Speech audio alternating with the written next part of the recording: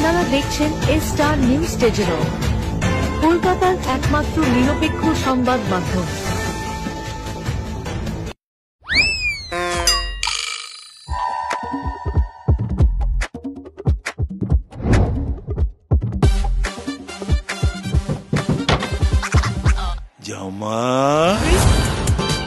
How dare you? একটা লোক লাইফটা পুরো একেবারে হেল করে দিল।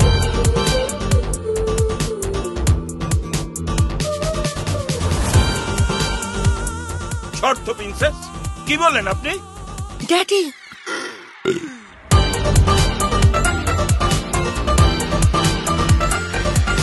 আমার ছেলে আর ছেলের বউ মিলে ঠিক করেছে আলাদা থাকবে। আপনি দয়া করে আমাকে একজন ভালো উকিল খুঁজে দেবেন। জাজকে বলছে উকিল খুঁজে দিতে। বিবাহ অতঃপর একটা পারিবারিক সিরিজ, খুব মজার একটা সিরিজ, সপরিবারে দেখার মতন।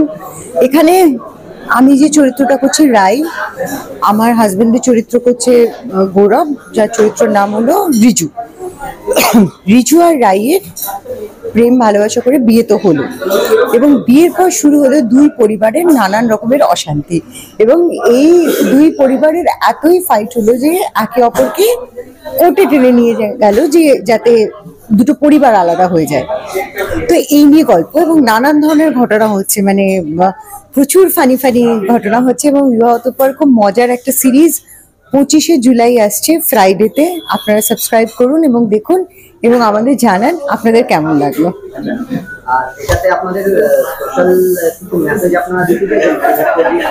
হ্যাঁ, মানে সব কাজেরই এটাতে একটা খুব সুন্দর সোশ্যাল মেসেজ। সেটা হলো যে আমরা যখন বিয়ে করি তখন একটি ছেলে একটি মেয়েকে করে না, দুটো পরিবারেরও কিন্তু একসঙ্গে থাকা, একসঙ্গে তাদেরও একসঙ্গে একটা জোর তো বাঁধে, এবং অ্যাডজাস্ট করা।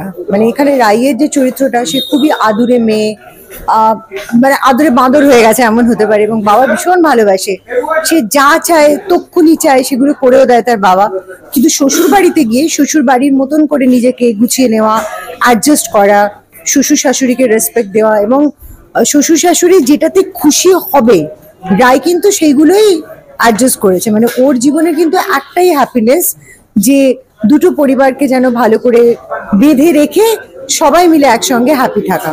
তো এটা আমি এই বিবাহত পর থেকে এটা বলবো যে এটা আমাদের সব বৌমার মধ্যে, বউয়ের মধ্যেই কিন্তু থাকে, যে আমরা চাই কিন্তু বাবার বাড়িটাও খুব হ্যাপি থাকো এবং শ্বশুর বাড়িটাও খুব হ্যাপি থাকো। তো এটা একটা খুব বড় ব্যাপার, এটা ডেফিনেটলি বিবাহত পরে আছে।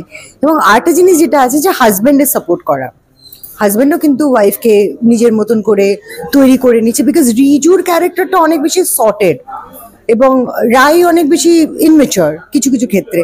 রিজু কিন্তু রাইকে সেভাবেই নিজেকে তৈরি করে নিচ্ছে যে রাই যাতে ওর ফ্যামিলির সঙ্গে অ্যাডজাস্ট করে নেয়, ওর মতন করে চলে, এবং সেটা হচ্ছেও। এবং যৌথ পরিবারে থাকার যে মাইন্ডসেটটা, সেটা কিন্তু রাইয়ের ছিল না। আমাদেরও যারা আমরা আলাদা আলাদা বড় হয়েছে, আমাদের হয়তো সেটা থাকে না, কিন্তু অ্যাডজাস্ট করে সবাই মিলে একসাথে থাকার কিন্তু একটা আলাদা আনন্দ আছে।